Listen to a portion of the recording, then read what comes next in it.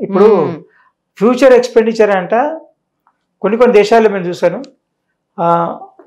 ఒక 1 ఇయర్కు వచ్చే 10-15 సంవత్సరాల ఆదాయం కూడా పొదుపు సరిపోనంత విధంగా ఓవర్ డ్రాఫ్ట్లో ఉన్నారు వాళ్ళు. అంటే వాళ్ళ 10-15 సంవత్సరాలు ఇప్పుడున్న కంటిన్యూస్కి ఇదే విధంగా ఆదాయం వచ్చి ఈ విధంగా చేసి పొదుపు చేస్తే ఆ లోన్ కట్టగలుగుతారు. ఓవర్ డ్రాఫ్ట్ అనమాట. అదే ఓవర్ డ్రాఫ్ట్ అంటే అదే కదా. ఇప్పుడు క్రెడిట్ కార్డ్ అదే కదా.